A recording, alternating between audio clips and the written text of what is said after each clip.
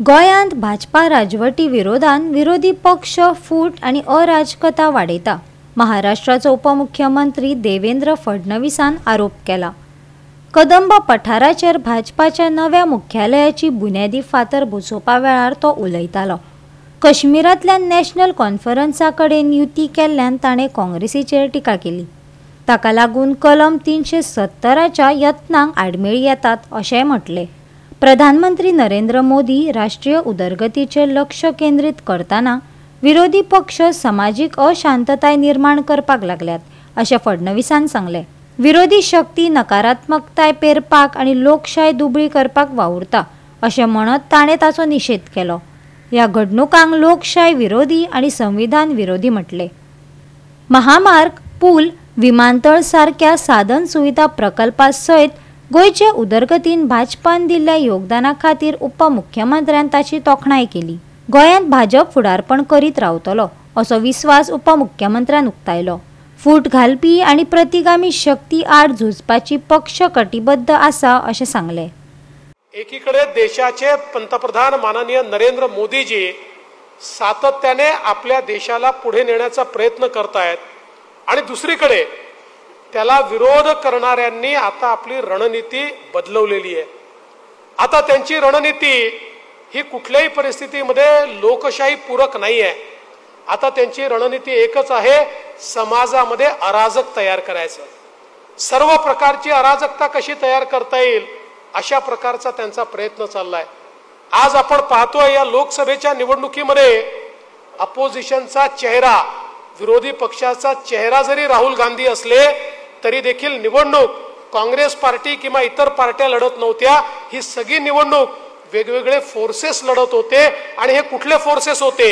हे अराजक मजवणारे फोर्सेस होते, ज्यांना एनार्की हवी आहे असे एनार्किस्ट फोर्सेस होते, जे सगळे एकत्रित येऊन त्या ठिकाणी एक प्रकारे खोटा नरेटिव्ह तयार करत होते, लोकांमध्ये अविश्वासाची भावना तयार करत होते, लोकांमध्ये कुठेतरी निगेटिव्हिटी तयार करत होते। आणि म्हणून देशामध्ये अराजकता माजवणारे जे फोर्सेस आहेत हे सगळे फोर्सेस आता काँग्रेस आणि त्याच्या अवतीभोवती एकत्रित झाले आहेत। आता ही पुढची लढाई आपल्याला जी लढायची आहे ही देशाकरता लढायची आहे, कारण आपल्या देशाला खिळखिळ करण्याचं काम, देशाच्या लोकशाहीला खिळखिळ करण्याचं काम, देशाच्या संविधानाला खिळखिळ करण्याचं काम हे सगळे अराजकतावादी फोर्सेस येत्या काळात देखील करणार आहेत। आणि त्याच्या विरुद्ध भारतीय जनता पार्टी आणि एनडीएला त्या ठिकाणी आपल्या देशाकरता, आपल्या संविधानाकरता आणि देशाचं लोकतंत्र, लोकशाही ही मजबूत राहिली पाहिजे याकरता मैदानात उतरायचं आहे। खरं म्हणजे या फोर्सेसने ज्या प्रकारे या लोकसभेच्या निवडणुकीमध्ये एक निगेटिव्हिटी पसरवली, एक खोटा नरेटिव्ह पसरवला, त्याचा काही परिणाम आपल्याला पाहायला मिळाला। आपण त्यावेळेस सजग नव्हतो, पण आता येत्या काळामध्ये आपल्याला सजग राहावं लागेल आणि आपल्याला याचा मुकाबला करावा लागेल।